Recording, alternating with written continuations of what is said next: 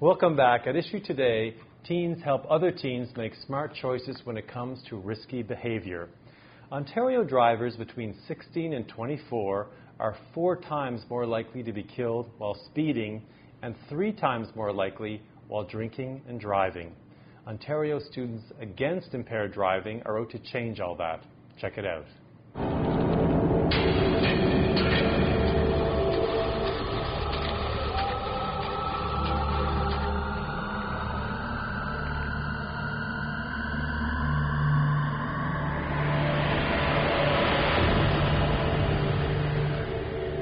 Thought I was dead, didn't you?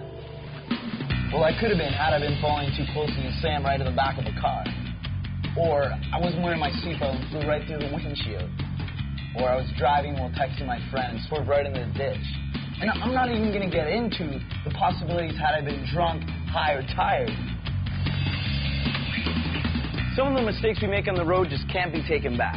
And that's why prevention is really important. So come on with me and check out some of the myths, facts, and strategies on keeping your license, keeping your car, and keeping your insurance more affordable. And most importantly, keeping yourself safe. So I took on the task of checking all this out with some friends of mine, and we got it on tape.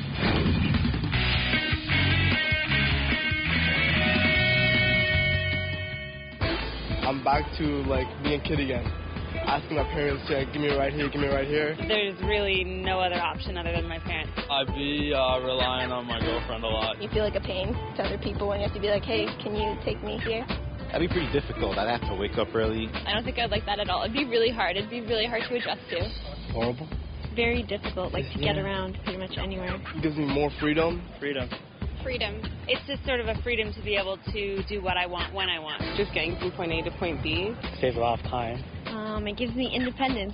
Independence, because then I don't need my parents to drive me anywhere.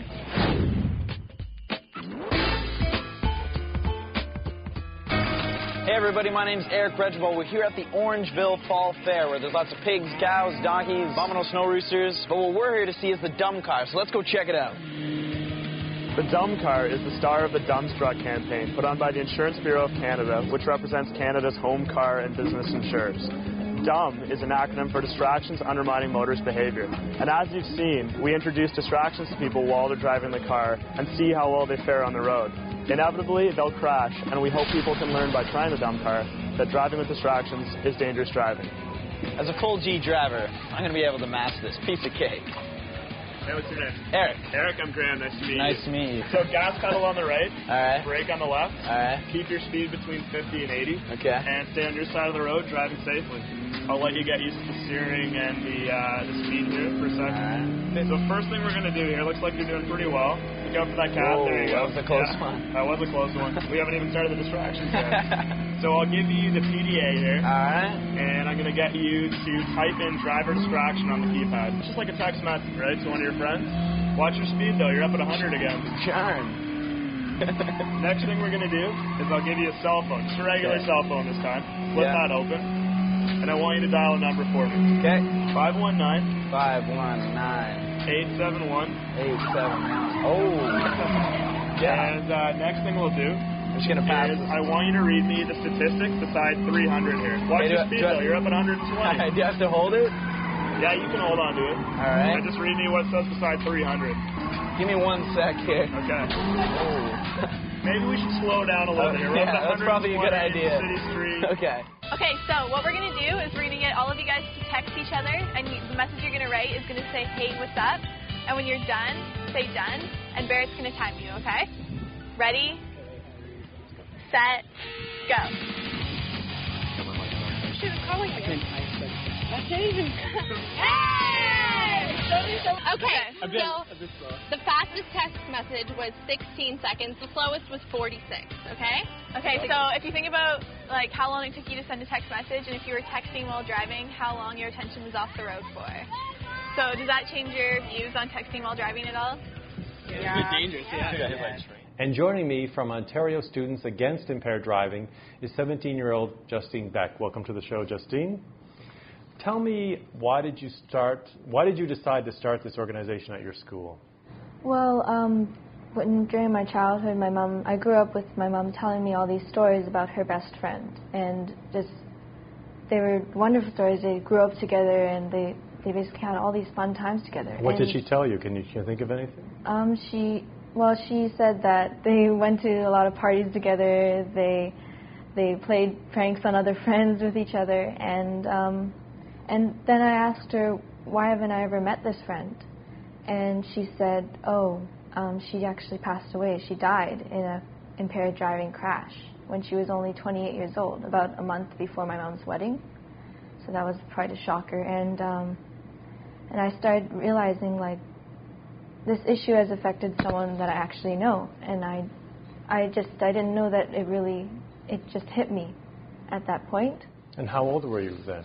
I was about 13. And then when I got to high school, I heard about Ontario Students Against Impaired Driving, and I decided, yes, I want to take action for this issue and start a club at my school. Now, you formed the club with another student. Yeah. Can you tell me what her story was? Why she got involved? She actually approached me after I formed the club, and she said she tried out for an executive position, and she said that I have this personal experience in this issue, and I really want to get involved and help other people and spread awareness of the dangers of it and what the consequences can be. And did she tell you the personal story? Can you tell me? She didn't really reveal many details on it because it was very. She had a family member that was killed as well from an impaired driver. Yeah. What sort of response did you get at the school when you started to form the club? A lot of people joined, but after they heard about the issue a little bit more, and they really got into the events and everything, but there were definitely a few people who didn't like the idea of... Why would someone like the idea? What did they say? Well, I had some people coming to me and saying, oh, you're just doing this for the resume, or just for the recognition, or just something to put on your extracurricular list. And I basically told them, I explained them the idea of it, and I mean, they weren't trying to really criticize me or be mean or anything, but it was basically ignorance of the issue in general. So I explained them a little bit about impaired driving, and actually it really hit them, the reality of it, and I actually saw them come back this year and join the club. So I was really happy about that. And what kind of activities do you do to try and draw students in like that? We do Whiteout, which is a kind of school-wide program where they can come down to the front foyer, they paint their face white to represent themselves as victims of impaired driving. And for the whole day they have to stay silent to represent the fact that when you die, you kind of disappear from your friends and from your community. What other activities have you done? We've done the obstacle course in our school front foyer, where basically we line up a simple obstacle course, not really, just even walking in a straight line. And they spin around a few times to represent the fact that they're drunk. And they actually can't walk in a straight line. A lot of students look at it and say, oh, that's so easy, I can do it, no problem. But they can't. And that really spreads awareness about how dangerous impaired driving can be. Why do you think drinking and impaired driving is a tough message to get across to students? Like, I can remember being in high school and hearing about drinking and driving. I mean, this has been going on for so long now. Why do you think some students are still resistant to... Because it doesn't really actually hit you until you know someone who's been affected by it, or know a friend or something. And sometimes they don't take the issue seriously, and they think, oh yeah, some of the causes of drinking and driving, they probably get peer pressured into doing it. A lot of people, when they hear that, they say, oh, I'm strong enough to resist that temptation. But, you know, when it comes down to the real situation, it's different than what you hear about at school or in education, in health class. Have you ever been in that situation where you've been at a party and you've witnessed somebody that's about to drink and drive and you've had to intervene? No, I'm lucky. I actually personally haven't been in one of those situations. But I do know some friends who did, and they were actually a part of OSED, and they heard about the issue, and they did take part in the events, And they went to university, and I heard that at a party, someone did get drunk, and they had to actually take away his keys so that he wouldn't get into the car and drive. And they did do that? Yes. And I heard later that the guy was very grateful when he sobered up and woke up the next morning? Yes. Why the focus? I know we've been talking a lot about drinking and driving, but your organization now is impaired driving. Why the focus away from exclusively drinking and driving to impaired driving? Well, drunk driving isn't the only issue that affects you can always get distracted in the car, and that's almost as dangerous as just drinking and driving. So what are the distractions, other distractions that can happen?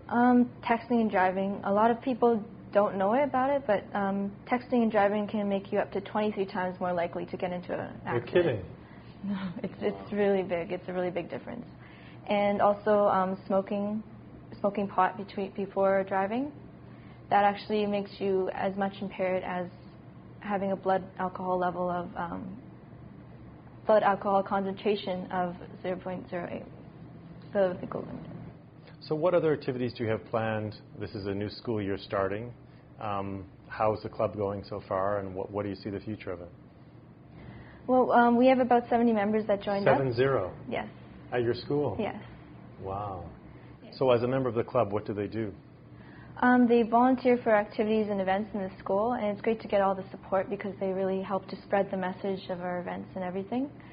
And in the future, we are actually organizing a region-wide conference or workshop for the people who get invited to our school, and they learn about impaired driving and learn how they can get involved in our events. And right now, we're actually trying to plan a float for a Markham Santa Claus parade coming up in November. Wow. So this club has just taken off now. It's quite significant and huge. And are you still coordinating it? Yes. Well, congratulations for all the work that you're doing. Well, I would never have been able to do it without my staff advisor and my exec team. They're really wonderful.